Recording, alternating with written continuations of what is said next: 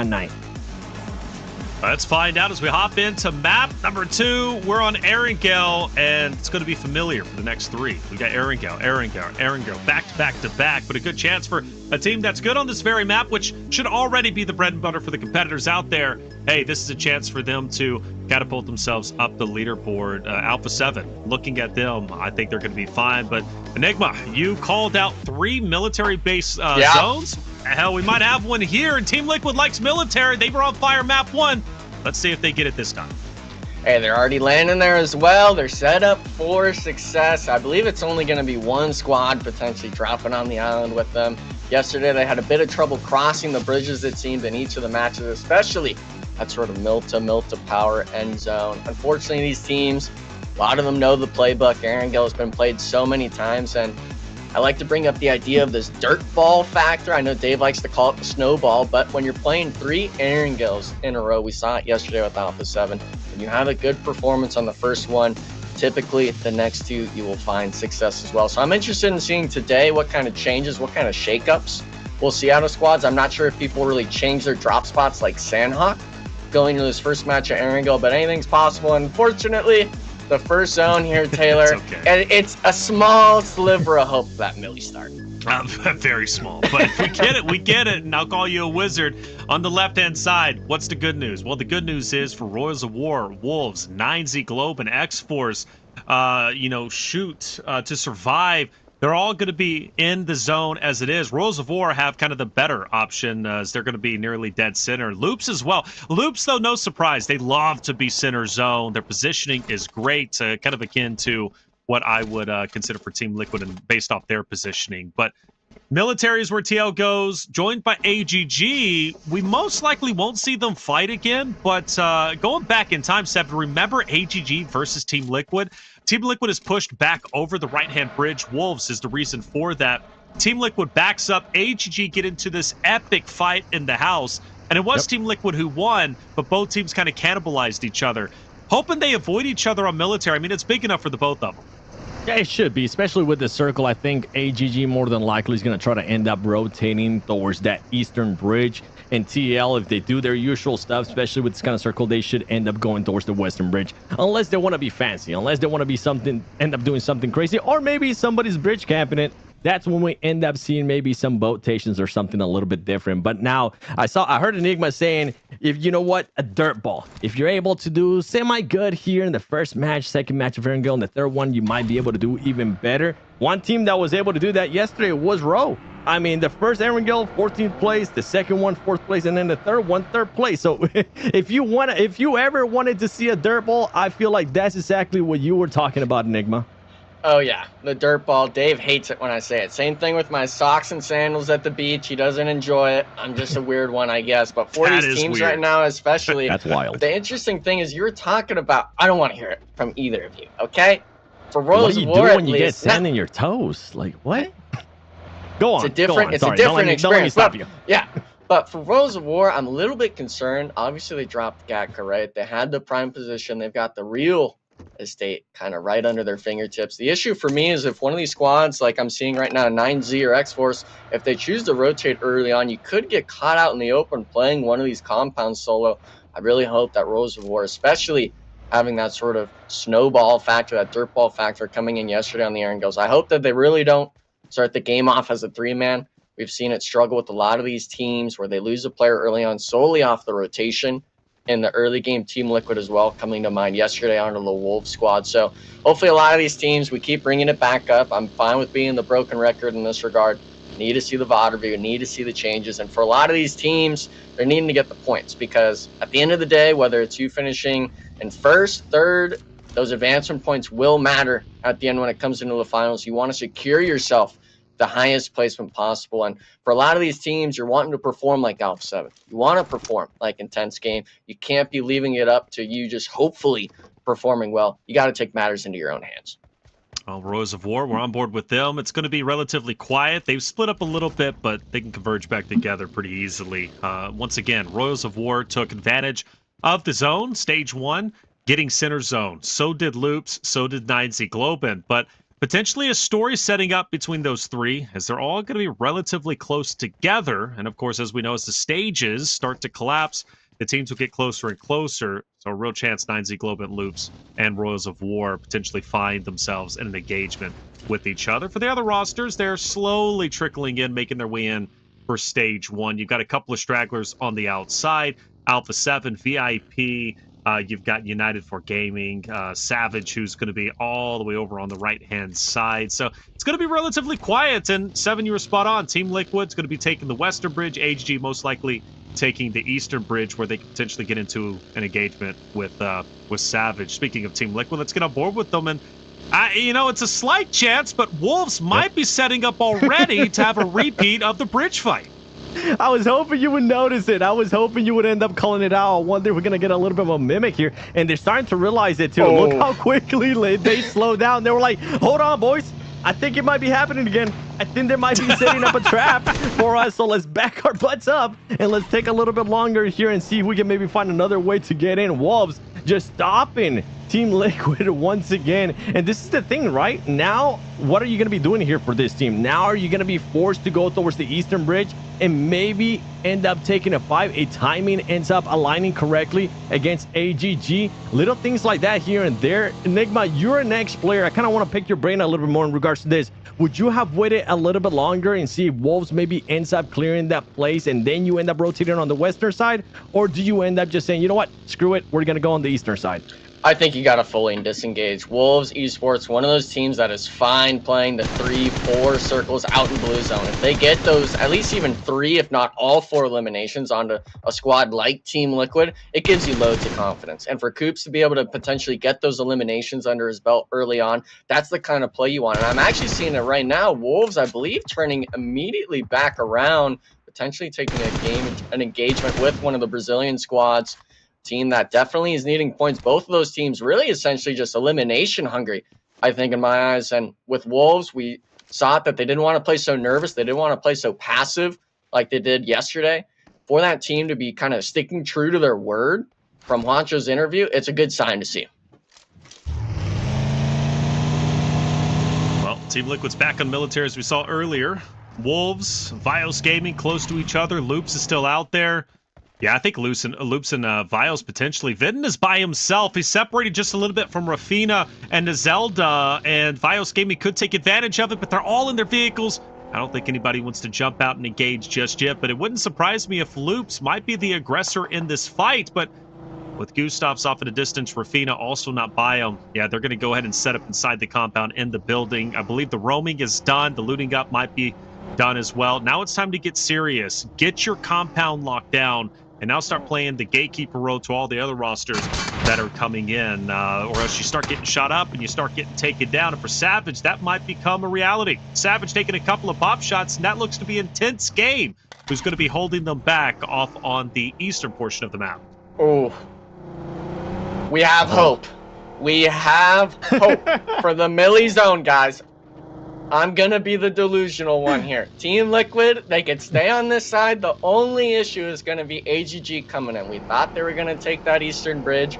Now they're going to share the Western Bridge with Team Liquid. They might be able to make that rotation later on if they're able to concede the bridge and go out in the blue zone if it does go to that north side. But 7, I know you're thinking it's going to the mainland. You and Taylor both. I'm a Millie believer still. You know what? I'm not even thinking the mainland. I'm being even more toxic, Enigma.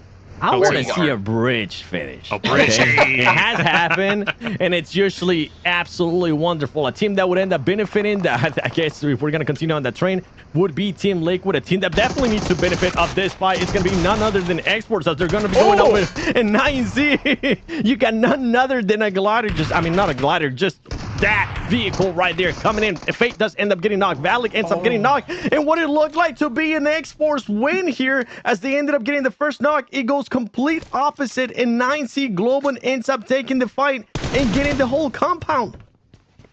Well done, 9Z. 9Z putting up a great fight. Well, at least trying to. Remix running into a little bit of an issue, unfortunately falling himself. This is a wonderful fight, and the reason why is because this compound is going to be well within stage 3 and potentially even further on. So if you are able to successfully win, hey, you're in good company, and 9Z looks to be in good company, at least by themselves, although they do lose at least a couple of players. Joe, they don't lose anybody. I apologize. 4 eliminations, big win. Now VIP might be rolling up on them. But 9Z, a team that you were highlighting quite a bit yesterday, 7, pulling up and looking good in game number 2.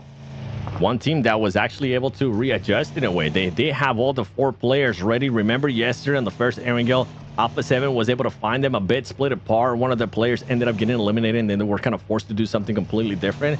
Not the exact same circle, but it is kind of the exact same area here. They were all ready for it. They were definitely looking for somebody to crash into that, and those are little things here and there, whether it was because of their VOD review that they ended up doing.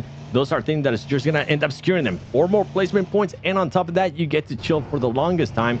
I'm intrigued to see what Wolves is going to be doing there in that position. And we saw one of the players just driving around trying to figure out if IG was going to be able to do anything. And VIP, the team that is currently in 15th place, looking to loot up even more Enigma and see if they can maybe clutch up some more points, because 15th place is not where you want to be. Yeah, 16 total points under your belt. Obviously, we've only played 7 matches, but coming into this match, they're really hoping that they get some sort of either Western or Southern shift. They're on Ferry Pier currently. Now, if it ended on a pier, I'd be good with that, to be honest. But that's taking a lot of wishful thinking, especially for the likes of VIP. And with that being said, it of course hard shifts all the way northeast. Savage having the best position in zone. Pachinkiel essentially free for the taking. And we see every single player on this west side, whether it's Alpha 7, Inco, everyone going to have to make this do or die send either through the center of the circle or around the edge. And a lot of these teams, I'd be worried taking these engagements, because we know it's never going to be that 4v4, right? It's going to be multiple squads taking engagements with you. And right now we're looking at Inco Gaming, who had a solid performance last match, them being right on the edge of the circle. They got to be the squad that's able to gatekeep. They got to be able to control this hillside to make sure that these 2, 3, maybe even 4 squads don't take the fight. And now they're forcing it, Taylor, on the Royals of War. Oh, it's about to be crazy. Inco on the Royals of War. Royals of War is getting picked apart left and right. You also have United, who's going to be United for Gaming, who's going to be off in the distance. Alpha 7 looked like they wanted to get scrappy and move on in. Royals of War, though, had a couple of stragglers from the outside who weren't inside the compound that Inco crashed on, and they're going to be able to back McGrellan and Co. off. But Inco has already struck while the iron's hot. They got a couple of eliminations. And let's not forget, they're coming off a wonderful game number 1. And boys, Inco has jumped up to top 5 based off their results alone. They're on fire. They're looking strong, and they're representing North America incredibly, incredibly well. This could be a wonderful game coming out from them, and who knows, maybe even another top 3 finish. Things will settle down for just a little bit. The question is, will United for Gaming decide to crash in on the Inco roster just ahead of them? Inco Gaming, you know what? Do what Enigma was saying earlier. Keep that dirt ball going. Let's see how big we can get it, because if they can get another good match here, I mean, you're going to be able to hopefully end up securing at least the top 4, depending on what happens there with Influence Rage or Loops, teams that are still alive as well.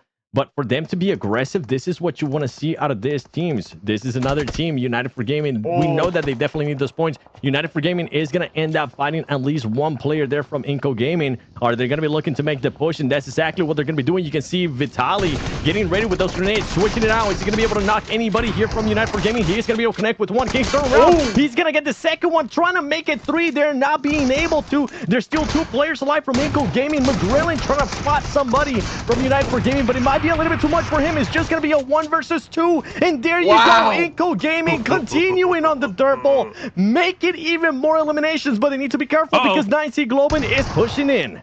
9C is coming in. They even have a hovercraft that's going to be off to the left-hand side. Remix. Milos is going to have an off angle. This might be the end, and it will be for Inco. But give them their flowers. They took down 2 teams. They crashed in a Royals of War. They then took down United for Gaming, who had no choice but to push into them. And then 9Z happened to strike when the iron was hot, exactly when Inco was still recovering from the 2 previous fights against United for Gaming and Inco. So in my mind, that's still a big win for Inco. I personally don't think they did anything wrong. 9Z just knew when to strike, and they did so appropriately. Now they've got to push in which is going to be Loops just ahead of them. We transfer our attention to Team Liquid.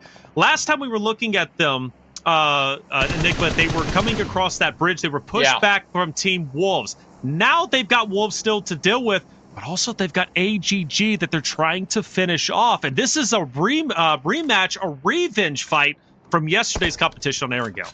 Yeah, and for Team Liquid, they actually rotated last zone. It wasn't like they came in just now. Unfortunately, they might have pulled an X-Force mistake, realizing that they didn't realize that a team like AGG was on their backside across the bridge, making it a 1-for-1 trade. It's not like it's a do-or-die play just yet, but for Team Liquid, having to have Wolves to your west, intense game to your east, and AGG at your backside, it really limits you on how you're able to rotate. We could see it as well here. Charlie just...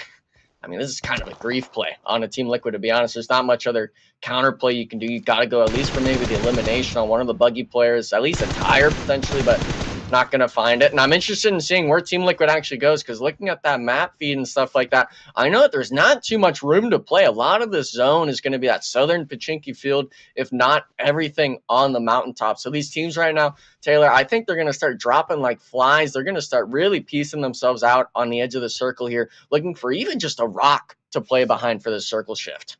Well, Team Liquid's looking for even more than that, aren't they? They're pushing up, they're getting aggressive, and they're going dead center. This is a classic Team Liquid play where they love to just full send it in between everybody, parting the teams, and take dead center zone, and they're going to be successful in doing so. Still a 3-man unit. They're set up nicely, and they're looking to go back-to-back. They saw the memes, and they want to prove the memes wrong. They said, look, guys, we're still Team Liquid. We're as strong as ever. And after that game 1 and potentially this game 2 finish, I'm starting to believe the redemption arc is fully underway. On board with Alpha 7, what are they up to? Well, they got 9Z Globit, the team that took down Inco Gaming just a little bit ago, and they got Influence Rage just up ahead there, 7. And if Alpha 7 is going to be able to clear 9C, that's going to be massive for this team. We'll see if that is going to end up happening. We know this is a team that likes controlling a big area, and especially with these rotations that they've been able to do now, forcing Rebel to just use up a lot of utility. 9C, remember, they got the hovercraft from X-Force earlier. Are they going to be able to use it to their advantage as Alpha 7 now trying to realize what are we going to be doing here? Are we going to just commit to this fight even though Rebel is at a disadvantage, or do we want to move on about teams that are currently just trying to feel out? Nobody really wanting to hop out of their vehicles and go for the strike. There you go. 9C's wanting to, but they might not be aware that Rebel's currently on the off angle. Rebel not being able to fully connect with the shots right there as he got very close to almost knocking that 9C player. And Alpha 7 now wanting to be a little bit more aggressive, taking matters into their own hands, taking the fight towards 9Z. Yeah, and this is a big moment, even with the damage, with the hovercraft, and the finish. Oh man, Alpha Carrillo, I'd like the play. It's just how do you counterplay that? The hovercraft just full send. He basically covered up the whole screen. Bro, you can't. How are you going to counter a hovercraft in a car? The hovercraft takes you down. The car finishes you off. That was that was disrespectful. I'm just going to be completely honest. That was highly disrespectful, man. But you know what? I'm here for it. The disrespect is good sometimes against your competitors. And for Alpha 7, they are fuming. They just lost a player like that. But no time to really dwell on it. You've got 9Z Globin who's pushing up onto your position. They've got a car, you know, best case scenario, they re-rotate, and they're going to do exactly that. Now, Loops potentially having to face off against a hovercraft, and I'm getting worried for him just like I was worried for Alpha 7. That's right. With Loops here, I think they were trying to find an opening to maybe get into the fight there between 9C and Alpha 7, but it didn't really offer itself. And what ended up happening to Korea, to be completely honest, I think he still thought that 9C was going to be within the smoke, and that's why you saw him being able to get out and start shooting automatically towards where the smoke was. And he's like, I got knocked by a hovercraft. Okay, boys, I'm dead. Just got a double whammy right there. Wolves is getting eliminated as well on the elimination feed. Currently now down to just 2 players. Team Liquid, though, I'm enjoying what I'm seeing, at least from the elimination feed out of that team, getting some eliminations, getting some knocks here and there, and Juancho trying to get out of this situation, but running into the tiniest hay bale. Yeah, I mean, unfortunately, you can't destroy that just yet in the match, but they left Doran in the back trying to get an elimination, getting the knock, I believe, on Afraidy, but not able to get the thirst. Going to be a solo now for Wolves, and a car on fire. Get away from it. Juancho running in the open. Cardozan trying to get the shots. Will be able to connect. Wolves 5 eliminations, really a tragic story to say the least. They were forced on that southern edge in the field, reigning supreme. But now we're back to the north side here, Taylor. Alpha 7 forced to deal with the hovercraft yet again. Milo's just really full centered on the mountain. And now at least they have Revo alive. They've got Squash as well. Both of their top hitters. Can Alpha 7 still make the most in this 2v4 spot? Yeah, during the Titan series, we saw a lot of hovercraft action. Actually, it was X-Force who was utilizing the hovercraft so very well.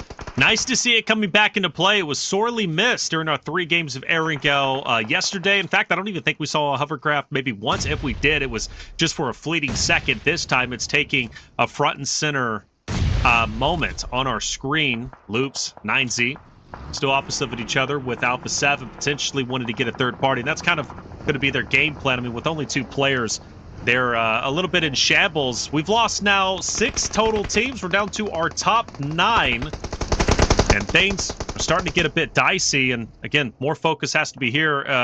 Nozada is going to manage to pick up 1. Milos is going to try and utilize his nades to take down Rafina, and Ko, who's going to be just up ahead. And for the hovercraft, well, it's going to be down and out. And now they're looking for revenge. They're trying to run him over like he was running everybody else over, but it might not matter because the nades are taking him down slowly but surely. And 9Z, I believe, are on the out. But can Remix clutch it up? No, sir. Loops clutches. They're taking the fight. And now at 7, is this where Royals of War or Alpha 7 go in and attack? For Alpha 7, I mean, this team is always looking to third party, so yeah, more than likely they are going to be looking to do that, even if they are down 2 players. You can see their squads being surprised, though, by the Loops players. And the thing is that with Alpha 7 now pushing, allow Influence Rage to make that push as well. Third party after third party after third party. And what we saw there, 19 being a little bit dominant with the hovercraft, that's not going to matter anymore because it's gone. Royals of War trying to get into the action as well, but I mean, Loops, to be honest, even though they might not have an insane amount of eliminations, with the 6 elims that they've been able to pick up so far, this is massive for this team because it didn't look like they were going to be able to really do much from the position that they were in. And there you go. That is it for Rafinha, but 6 elims for Loops, at least something for them to be happy about. Yeah, but now it's just this 1v2 scenario. At least he's got this ridge to work with. 4 Royals of War. We're talking top 6. Every placement matters here. A lot of these teams losing those casualties early on, and now we're seeing it as well. The duo is starting to feel the pressure from these 4-man squads that set up early. Savage having smokes, having just nades pulled out in the open. I'm surprised no one else taking shots on him now. Forced to get in the vehicle, but Chief, the self-nade. I'm not sure what happened there, but now we're down to the duo of Team Liquid here, trying to hold off 2 whole squads. Cresting over the mountain, make it 3 actually. Oh my goodness. Intense game. Savage and Shoot to Survive, all 3 craning down on your squad. 7, your Team Liquid, I think you got to just find a safe spot at the end of the day. You got to disengage from this fight. Well, not even that. Team Liquid had a bit of a 2-1 split there at one point. Instead of them having just deciding to be all together, they thought it was going to be the smart play. But with so many teams just having vehicles here, with this terrain too, that these teams are having to work with, it did not end up working out. Luckily for them, they still have Cardozen, they still have Ayala, 5 eliminations to their name, and currently in a top 6 situation. And if they're maybe allowed the other teams to fight each other, that could be wonderful. But one thing I do need to mention, and I gotta give them props, even though we really haven't heard much from them this whole match, is IG, the team that is currently in first place, the team that I was wondering what they were going to be doing when it came down to Erangel just because of the bad performances that they had yesterday. Still alive. 3 players, 2 elims. This is what I want to see from IG. I want to see some differences, especially for not just IG, for some of the other teams, but at least one team that is finally being able to showcase it. Yeah, the good news for them is they can stay on the low side and, again, allow those other teams to just fight it out. And continuing on for their placements, the thing they're trying to do is outpace Alpha 7, right, to continue to maintain first place. After all, it's more money in their pocket, but more importantly, more pressure on the top dogs of Alpha 7. But they've already matched the energy. A7 dropped out in 8th place with 2, and now Intense Game is going for potentially back-to-back, which would be special because that's 3 wins in a row potentially, starting from yesterday going into today's game. Petrino, Intense Game, and Team Liquid still stalemated. But Petrino is like a snake, inching forward, closer and closer to Ayala as well as the other teammates. And I say, man, Petrino is deadly in this spot. Cardozo and Ayala, if they're not ready for this, they're both gone. Intense Game pick up another 2, and then they have that hillside to look down on everybody else. Yeah, and they have nothing really to worry about in regards to behind them. So this is the smart play here. Let's look Take a look at what the next circle is going to be like. Oh, okay. We have 2 airdrops. So at least we have some cover from depending on what Savage ends up doing there. You can see Influence Ridge there towards the north, just scouting around.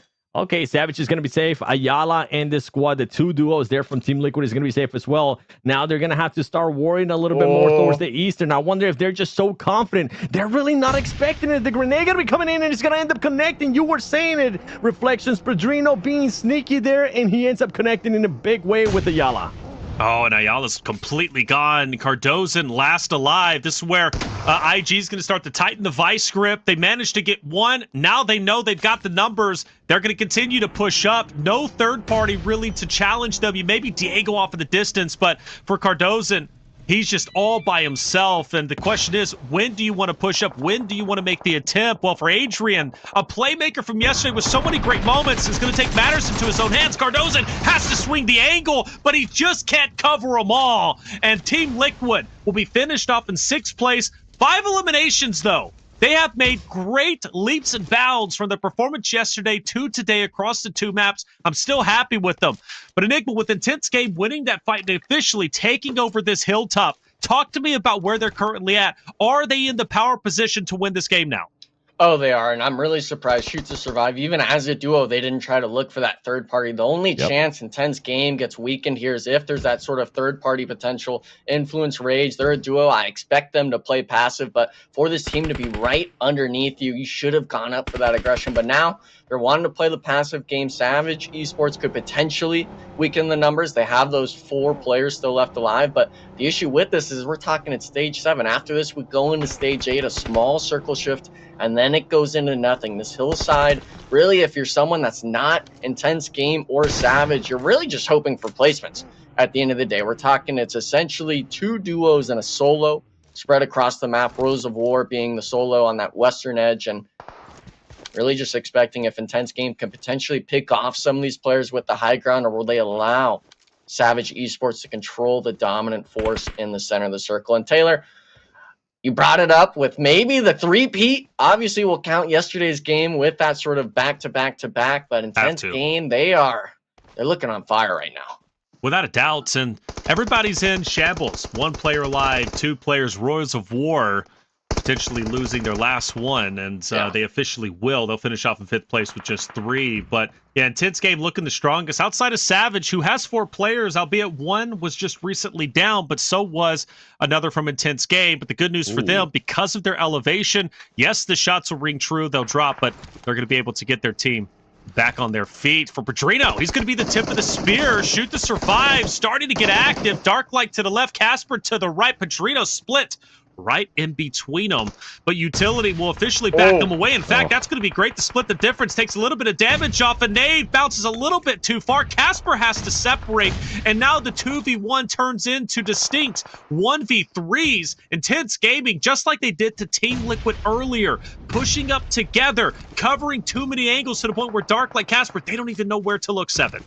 That's right. I mean, Shoot to Survive has been wanting to third party this fight for the longest time, has been wanting to fight IG for the longest time, but we're finally starting to see why they weren't able to, and it's because Savage Esports just kept being a close eye on them and seeing if they were going to end up pushing up, seeing if they could maybe catch one of those 2 players getting a little bit too overextended. Intense Game using that smoke gun to their advantage, and here you go, Adrian just going for it. This is the smart play. This is what they need to do, and they're doing it perfectly. They have the numbers advantage, they have the vehicles, and they're executing that perfectly. Nobody so far goes down from Intense Games, and now they get the chance to switch their focus over Savage and start collecting eliminations as well.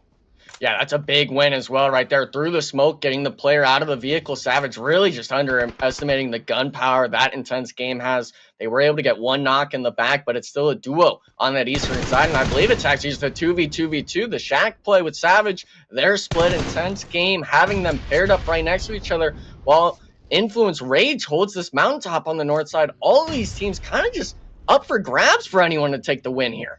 Yeah, I think Influence Rage is in a power spot now as Intense Game had to go down the hill. I'm looking at Lorenzen to be the playmaker. Savage in that shack, it's going to be great for the time being, but when they have to move forward, they're pretty much going to get mowed down. All eyes are going to be on them, and what's most likely going to happen is Influence Rage, IG are going to continue their fight, finish it off, and then Savage will pay attention, or Savage will be the last team they fight against, but maybe I throw that out the window. Oh, wow, there it is, Lorenzen. I said he was the guy to watch. Well, indeed he was, as he'll take down the last remaining members of Intense Game, who finished off in third place with 8 elims. Now Savage, what can they do from the Shack Enigma? Can they make it out? Can they finish off Influence Rage, or did Influence Rage just win yet another game? My eyes are going to be looking at Snacks here. He's got that level 3 gear from the crate. I believe he's the one sitting on it. He's got to be able to apply some pressure for Mauer to get off this sort of shack. Both Influence Rage players are just eyeing it with that zone timer. We see it in the top right, 1:30 left with Mauer being so close to the edge. He's got to move any second now if he wants to confirm himself this sort of 2v2 fight, and we see it now. Great overhead. Snacks actually getting an off angle. Lorenzen notices too late. Snacks wins the one, but it takes damage. Now Jago gets the trade. Shotgun shots through the smokes, and he's 1 HP, trying to get the last remaining damage. And Jago, the 2v2, reigns supreme. Winner, chicken dinner. Influence Rage, a duo for what seemed to be those last 3 or 4 circle shifts, winning out on top. Winning out on top, indeed. 8 eliminations for Influence Rage. Beautifully done. Even their mascot there to cheer him on. Good stuff. And good stuff from Intense Game as well. That was a great end game.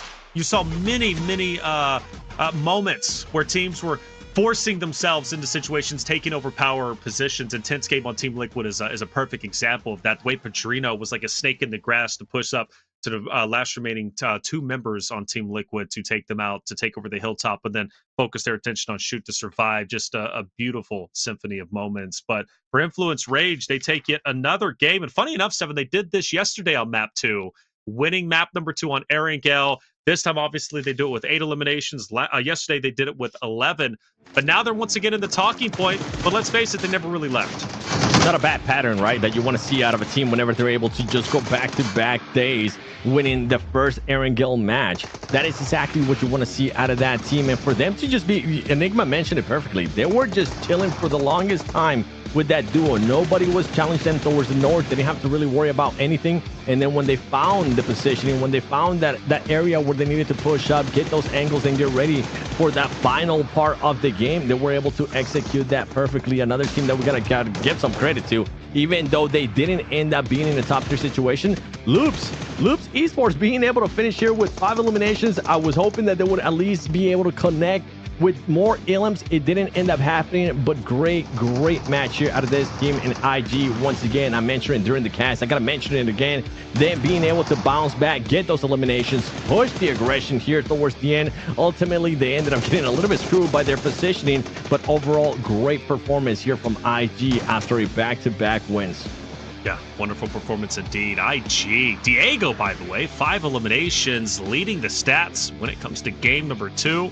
Have plenty of highlight moments. Law, Law's been 0 eliminations here, but so many great moments. You can just pick and choose which one you wanted from yesterday, obviously today as well.